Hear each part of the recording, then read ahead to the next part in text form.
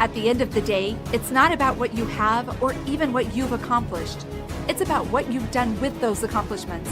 It's about who you've lifted up, who you've made better. It's about what you've given back. Denzel Washington. Welcome to Inspire Vision. Our sole purpose is to elevate the lives of others and to inspire you to do the same. Deborah, welcome to the show. Thank you, Dr. Doug. It's a pleasure to be here, inspire your audience alongside you. Oh, I'm looking forward to it. So let the audience know, where do you live? I live in Manhattan, New York, in the middle of the hustle and bustle, and I was born and bred here. Okay, good for you. Good for you. I grew up in Chicago, and it was like, I was ready to get out of there after a number of years. So, but good for you. So here's what I'd love for you to do. I find that there's always a journey that people have taken to reach the point that they're at. And I'd love for you to share your journey and what brought you to this point where you've written your book and where you're doing what you're doing. Absolutely. Well, as I mentioned, I grew up in Manhattan, New York, and my parents were creatives. They were both fashion designers. So I did grow up with a lot of creativity. But at about 10 years old, I started to become an overachiever. And that has lasted, and I've worked on it. And that was the reason for my book, because that overachiever, pushing ourselves to exhaustion and then allowing the negativity to cloud our minds can really do a number on how you feel. And enjoying life, making life meaningful and having fun. It's not all about work. Work's important, yes. I mean, it feeds our soul to a degree, but we get to the end and what did we achieve? So I really, on a New York City subway platform, the tears came down my eyes and I said, down my cheeks, and I said to myself, I have to change. Something has to change. This is not what life is about. This is not meaningful living. And I'm just being a robot, going with the flow. I was working at an iconic brand, a big pharmaceutical company, and I was number one. I made myself get to number one. Before that, when I was in design, years before that, I had to be the best also. It's always been a cycle. So I really worked to stop the negativity, to have more positivity in my life, to be able to enjoy. And I did a lot of research, and I started to write what was called the Daily Decisions, which is my website, my brand. But I started to write what is now 6 Steps to Fewer Days That Suck. That was really only for me as my guidebook to help me find a happier life. Can't be happy every second. And I want to be clear about that, but we can be happier and we can enjoy our lives and we can get rid of the negativity and the circular thinking and the fear and all the stuff that bombards us. It's part of life. So I started to write that and it changed my life. And I don't worry anymore. And I'm basically always positive. And I let things slip off and slide down my back. So slide off my back, I should say, because it's truly, we are truly capable of doing that. But we have to make the decision, the commitment to actually go ahead and do it. And so that's it in a nutshell. And I just want to let people know that they can change the trajectory of their lives. Even if they believe they can't, they can. Okay, so you've talked about a lot of things real quick. So let's first of all talk about your book, 6 Steps. I'm going to say this slowly because you said it fast. 6 Steps to Fewer Days That Suck. All right. So, okay.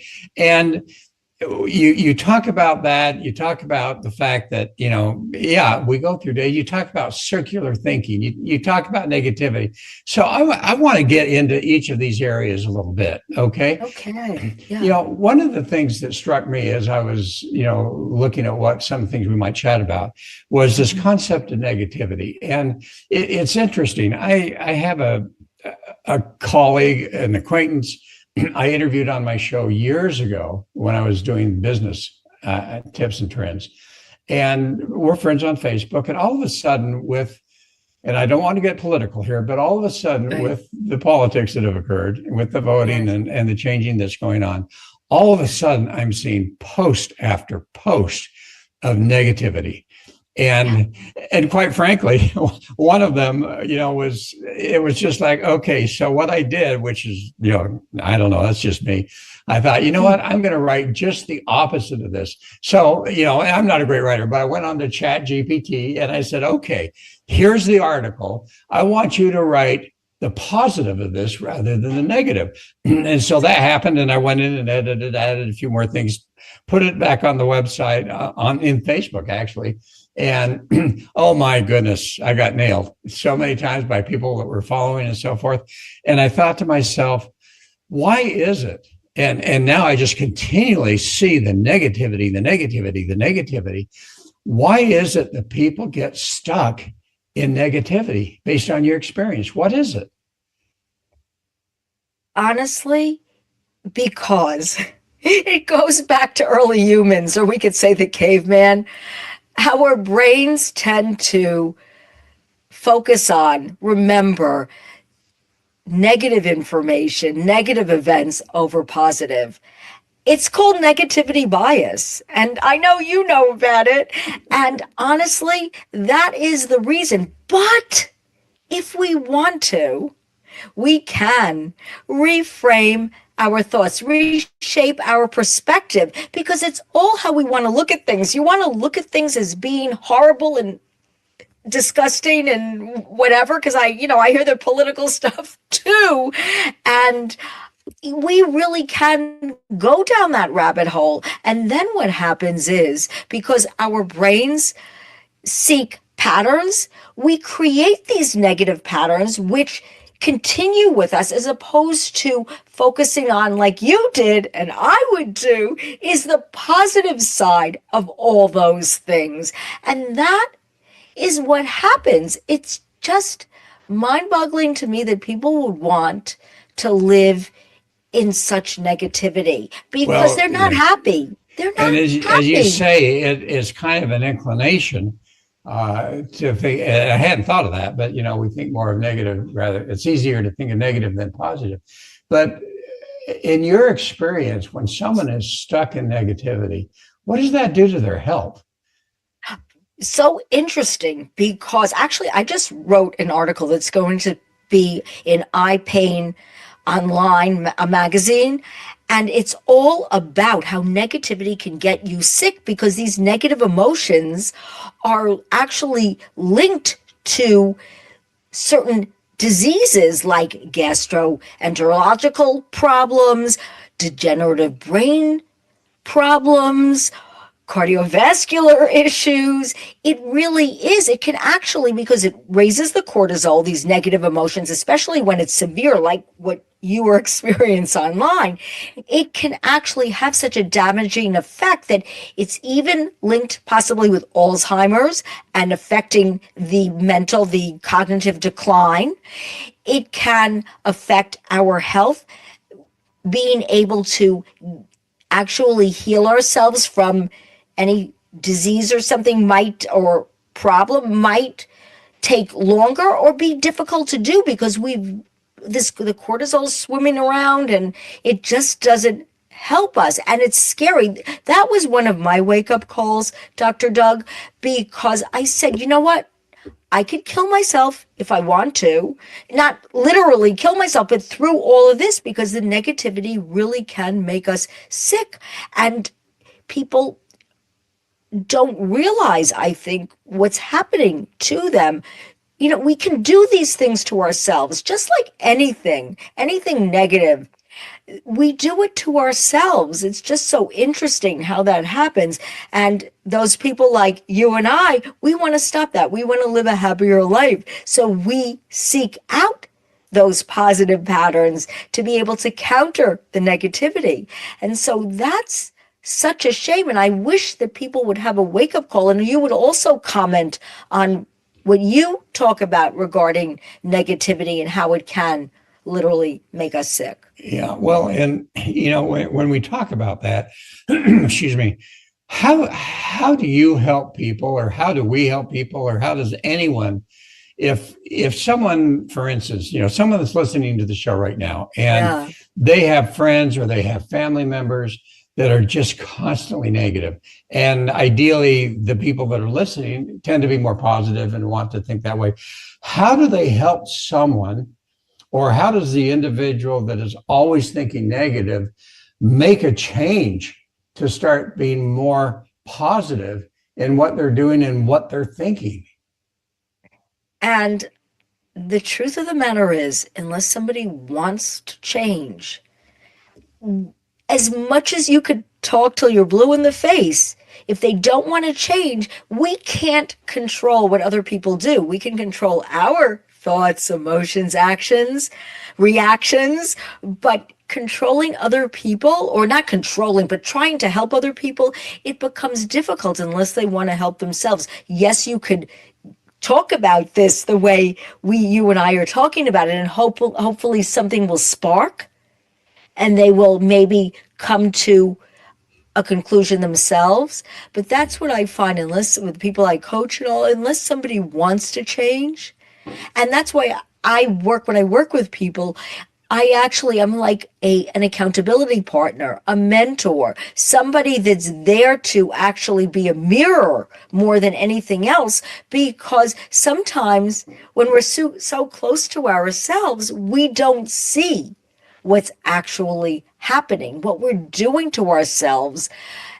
And it is helpful to actually seek out somebody, whether it's a therapist or just somebody like me or you as a doctor, and with all your certificates and degrees and everything, to be able to lay it out in a rational way and then walk them through it and hold their hand, almost be a cheerleader. Because then making those positive patterns, when you start to feel good, when you feel better, then the cycle starts that you can actually make that change. Because when you feel good, you do better and you recognize it. But till then, I don't know. Well, and when you think about that, and one of the things that I recognized years ago was taught in one of my studies, was that, and there's some quotes out there that talk about, you are the equal of the 6 people or the 5 people that you surround yourself with. Yes. But when someone actually gets to that point where they go, you know what, I want to change this negativity, what do they need to look at about who they're surrounding themselves with? And that's very true too. I always talk about one of the things that is so important is to surround yourself with a supportive community, a positive force in your life where it's a give and take and each of you lifts each other up. It's a positive as opposed to negative, where you have the jealousy and you have all those other negative emotions that arise. And it is so important to get rid of the toxic people in your lives. And it's not mean or nasty to do that. It's actually going to help you, because unfortunately what happens when you surround yourself with negativity or people that are negative, it tends to compound. If you're feeling that way and then they're feeling that way and then there's no way out, you go down that rabbit hole altogether, and it goes on and on and on and on. You're right. So one of the other words you used initially, as you were introducing and kind of telling your journey, is circular thinking. And that was another thing that, I've not heard of that terminology put that way before. I'd love for you to kind of share what does that mean, circular thinking, and how does that affect people to have days that suck? Really? Well, let me start with this one. This one statistic, and then we'll go into circular thinking. I read a study that 91% of what we worry about, and you probably see it too, it's all online, is never happens. So that means 9% of what we worry about happens. So the circular thinking is we get caught in a loop, and whatever our thought is, it doesn't leave. And I'm talking about negative thoughts or fear, worry, just stress and anxiety, and just letting it circle in your brain and never stop. And that just wreaks havoc. And it's changing the narrative, right? Reshaping our thoughts to enhance our story, not make it worse. And honestly, if you don't get out of that, life will never be happier. And like I said, I don't want to say that it's going to be happy every day. We have stuff in our lives. Life is messy and people die and things happen. Terrible things happen, wonderful things happen, but it's being able to learn to be resilient. I think two of the most important things we can do for ourselves is to build our confidence and our resilience, because then we feel better about ourselves and we're able to get through more easily. I don't say it's easy, but get through the tougher times. So being able to do that and not circular think and get yourself out of that frame of mind and develop a more positive outlook. And some people say, oh, you can't do that. But honestly, you can. And people I work with and myself, I am proof. And I'm sure you are too, that if you want to lean more positive, you absolutely can. And I don't worry what other people think anymore. I don't worry about judgment. I don't worry about failure. I rename the word failure. I call it education and growth, because how else do you learn? How else do you get better? It's the same with positivity and confidence. How else do you improve your life unless you try different things and see what the results are and work towards improving our life? Life is so short. And as I say, life is too short to be grumpy. It's so fascinating, social media. I have found, for instance, that, a couple of things came up. I thought, okay, I'm curious. I'll look at this. And all of a sudden, I keep getting posts, all these negative posts. And I finally have had to just start deleting them and saying, I don't want these anymore. But the reality is that we tend, AI, and everything that goes on in social media tends to reinforce that which we watch and look at. And so if we find ourselves in that negative mindset and we're constantly looking at that stuff, it will continue and reinforce and reinforce. And so in order to get out of that circular thinking, that's not easy. And I think that goes to this whole concept of mindset. But before we go there, I want to go to your book. All right. You talk about 6 steps, and we may have been already talking about some of those, but I'd love for you to go through step by step. What are the steps you talk about in your book to have fewer days that suck? And as you know, my book is not a chapter book, so it's not talking at you.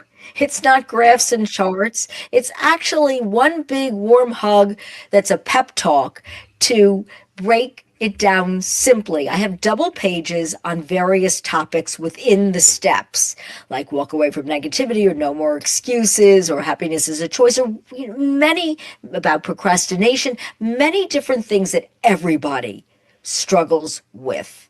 We all face rejection. It's true. I Googled that. It's really true. Anyhow, I start with the decision. And that's why my brand is the daily decisions, because it's our choice how we want to live our lives. I mean, can we make everything the way we want it? No, but we can shape it. And that's the nice thing. We can shape our future by choices that we make, by decisions that we make. So I go through that in the double pages, and at the end of each double page, at the end of each of the 8 double pages in a step, I have a summary, I have the tips, and then I have a line page, because in each of the double pages, there's questions, because I did this for myself. I ask questions. First, I make a commitment. Then I ask questions. There's solutions and ways to look at things, an activity, a mantra you can say, and visuals. And I also have a picture this, or did you know, about different people that have accomplished whatever that topic on the double page is. And then 3 tips to finish it off. So the first is the decision, and then comes ditch bad habits. Okay, is that easy? No, but consciously doing small steps every day and creating those positive patterns that stick because our brains seek patterns really makes a difference. And learning how to just block out the noise. Like you were saying on social media, there's so much negative noise or just things that are not going to enhance our lives. And I look for things in my life that are going to enhance my life, that's going to make it better, that's going to make it more enjoyable. Because why would I be miserable? Why would anybody want to be miserable? I don't know. So, but I understand because I was there. So I do understand what happens. So after ditch bad habits comes the mindset. Like you said, it's the mindset. You have to make the decision to change your mindset, how you think, your perspective, and that. And then after that comes the action, taking action, how we react to things. We can react positively or negatively. I share a little story about how I almost lost a job because I got so angry. And I've learned not to lash out anymore and to control it and to center and to breathe and to do various things. And then after that is the attitude, because that's different than mindset. It's like somebody said to me when one of my travels that the secret to life is a positive attitude. And I really believe that. I really do, because I know how much better I feel when I feel positive than when I feel negative. So I do believe that. And then the last step is the commitment. You start with a decision, and then even though I have the commitment all through it at the beginning of each of the double pages, still we have to make a final commitment to ourselves that we are going to work towards making our lives more enjoyable, to enjoy more and worry less, and make life easier. Because honestly, why not? Well, and it fascinates me how people get stuck. You mentioned anger. People get stuck in anger. People get stuck in fear. I look at, a couple of the different models of emotional levels. And there are a couple of them out there that I enjoy, but how people can tend to be below zero, where you have the frustration, you have the anger, you have the fear, you have all of those, even all the way down to victim. And yes, and here people tend to get stuck in that. And when they have something happen, and an event that happens, and quite frankly, and I love this saying that I've heard before, and I believe it's to be true, the event does not have an emotion attached to it. We attach an emotion. And so when we have an event occur, and ideally it's a positive emotion, but when something happens and we find ourselves getting angry, fearful, whatever that happens to be, the question is, how do we, number one, recognize that, be aware that that's what's going on, and how do we change that? And I think that's where we get into this whole concept of mindset. The fact that we've got to be able, and I've had a couple of people say this, and I love the analogy, we've got to be able to step outside of ourselves for a minute, kind of be that third party that's just walking along side by side in a different dimension, so to speak. But as we observe those emotions come up, being able to talk to ourselves and say, okay, anger, fear, frustration, that is not healthy. And that is certainly not applying to your joy and happiness and all of that. So how on earth and why is that coming up? And I think that where the mindset comes in is you start to really be curious enough that you look at that and try to figure out, why has that happened? And oftentimes, yes, it has to do with imprints from childhood, maybe even DNA that we don't really understand so much, but DNA memory from past. Well, I believe that. Yeah, from ancestors, whatever that happens to be. And being able to develop a mindset that says, you know what, each time I see that emotion come up, I don't have to experience it anymore. I might experience it, but I don't have to express it. And the minute we start moving in that direction, as you have talked about a little bit about the neural pathways, all of a sudden we start to change the neurological pathways in our brains and we start to experience that change. And you're right, it does not happen overnight, but ultimately, if someone's really focused on that, they can change. Yeah. And it can happen relatively quickly, honestly, because what I've noticed is we feel so much better. And then being able to recreate how much better we feel, we tend to then go towards the more positive patterns. Because honestly, I don't think anyone really wants to be that unhappy. I mean, everybody talks about happiness. Happiness is a choice and all of that. And I really believe it. I believe that we can make that change if we want to.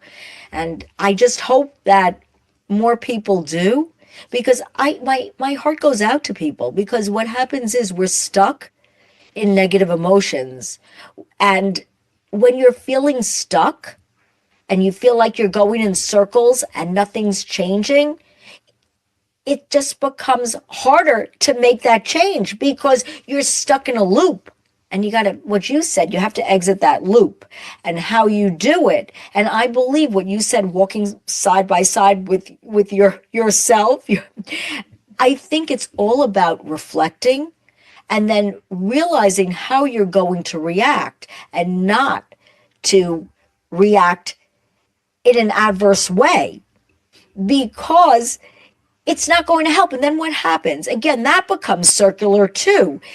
You feel horrible. Many of us, I don't want to say everybody, but many of us then feel we need to apologize, and and then people don't believe us anymore because it's hollow. Apologies are hollow after you do it over and over again, and you hurt those people you love, and it just makes us feel worse, and then it continues and it continues. And I think what happens is when children grow up with that, it just becomes a pattern for them too. That's what they're used to. You don't know anything else. So being conscious of how you're parenting too is a really important thing to think about. And one of the reasons that people should really change, because you love your children so much, that why would you want to put that negativity and all of that angst on them, rather than working to make them confident, to make them resilient, to make them look forward. And that's one of the things I'm working towards, is actually I'm developing a curriculum, because what my overarching goal, to pay it forward more than anything else, is to help children and teens develop confidence and resilience, because then I believe that they will be kinder adults. And when people are negative, they don't love themselves. They don't like themselves. They're not being kind to themselves. So how can they be kind to someone else? And that's what I talk about too. And we could talk about it if you like, is self-care. And self-care isn't just taking a bubble bath. It's more about how we treat ourselves. I like to say personally considerate to ourselves, not rude to ourselves. Well, and you talk about some specific steps, and one that I enjoyed that I was reading that you talk about is controlling your anger, and actual steps of, and I don't know how to do this, but it sounds like interesting. I want you to explain. You turn scream into smiles. You find these emotions, and as these emotions come up, you just turn them around 180 degrees.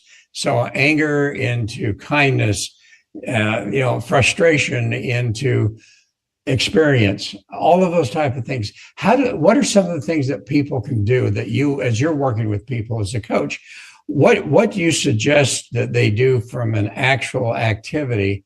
For instance, how do they turn a scream into a smile? And that's really interesting. But it starts with, honestly, what we said. This doesn't happen overnight.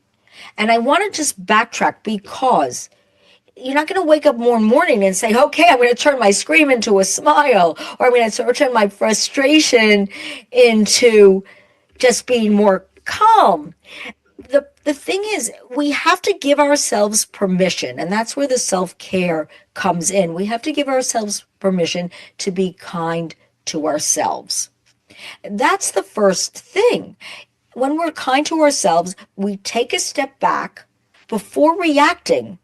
Whether you want to count to 10, whether you want to deep breathe, because that really does help to center you, to not react right away, to reflect and take a step back. Because what happens is with anger, frustration, anxiety, we tend to just react, fly off the handle what, that way. And what it is we need to really stop ourselves from doing that. Once we do, and we create those patterns where we don't let it infiltrate how we feel or let it into our brains, we just stop it, we distract. One way I like to do it is I really like to distract when a negative thought or an anger or whatever happens. I like to do something else.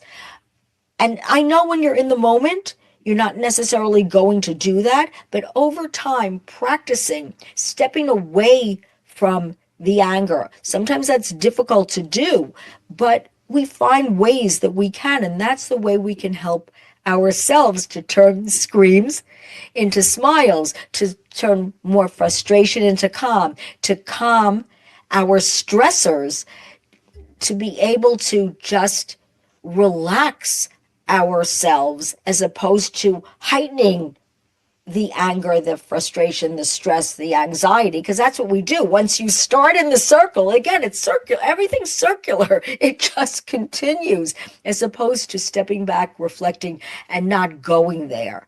And it's not easy, but it's definitely doable. It definitely is. If you want to do it, you can. Well, and what I find interesting, obviously, I'm here in Thailand, and I found it very fascinating to study Buddhism because that is 95 to 98% of what people is their cultural background. Yes. Also starting to look at Hinduism and particularly the Vedic yoga, which is more of a philosophy than just the physical stuff. And I'm seeing the pattern there of these philosophies, and I don't call them religions, I call them philosophies, that really the whole point is to get to the point where you are doing exactly what you're talking about. You're getting to the point where you're freeing yourself from that suffering, from that frustration, from all of those type of things. You're actually finding yourself kinder. You're understanding that you within yourself have that magnificent light, that divinity within yourself. And the whole goal of life in some cases is to take away and peel away those onion layers that just mortality gives to us and start to discover and become that inner light that exists within each one of us. What have you found? And of course, then they get into meditation and all of these type of things. Yes. Have you found that as you're working with people that there is a philosophy that you like to talk about, and you may not identify it per se, but do you find that there's actually a philosophy that if they will follow and learn and understand and become, that they start to find that they have better days, better days, better days? And I don't necessarily call it a philosophy, but I do enjoy the study and Buddhism and that kind of, because it is all about the calm and being kind and that inner peace and inner calm. And it's just so important to do that. And what it is, I always talk about, I don't call it necessarily a philosophy, but maybe I will, is just more about why wouldn't you want to enjoy your life? And write down why you wouldn't. And there's really, nobody could really write down a lot of things why they wouldn't. So once you do that, then what are the things you need to do to change that? And we work through that, because that's ultimately my goal, is to, for myself, for everybody, is to just enjoy life more, not to be hard on yourself, to be self-kind, and just find ways to enjoy. Yes, we're going to have suffering, as you said, and yes, things will happen that could even be horrific, but we could either stay stuck in it, and I'm not being insensitive, I'm just saying we can stay stuck in it, or we can work through it and come out into the light, as you said. And that's exactly what I share, because it's all about, why wouldn't you want to be happier?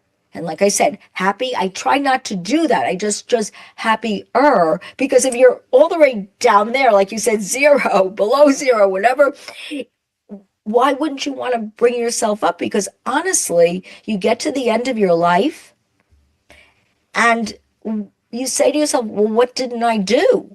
What could I have done? And why did I complicate things so much? You listen to people who are on their deathbed and they say, why did I make it so difficult? We're all making it too difficult for ourselves. Not that we don't have to struggle or work and make money and keep a roof over our head and all those things, but we can find ways to enjoy. I mean, there are people who have very little money and they're just happy. Well, it's a choice. And yes, maybe it is a little genetic, but still, it amazes me here to see people that are maybe living off of $300 or $400 a month. All right. And that's it. And yet, and I see how they kind of compensate with drinking and that type of thing, but many are not doing that. And yet they're happy. I walk up to someone that I've never met and it's just, hi, how are you, in their language. But, it's so interesting to see these people that just tend to be happy, even though if they lived in America in the way that they're living here, they would be considered homeless. But here, they're just part of a village. They're part of a community. And that's just how it is. And it's interesting that, the mindset can create our experience. Yes. And if we can get to the point where we don't have that ego, and, that's a whole other topic. But if we can get to the point where we start to literally experience happiness, as you say, and those type of things, that we can enjoy life regardless of what comes our way. It's really true. And not that you're not going to have a day or a few days or that you're sad. And that's totally what happens. Yeah, and that's okay. It's right. It's okay. It's rising. Well, it's actually pushing yourself through that to be able to experience happier days, because you could stay miserable or not. I mean, people die, we lose family, other bad things happen. But again, just like staying in a negative mindset, we have a choice. We can sink into the quicksand, or we can rise and and join the light.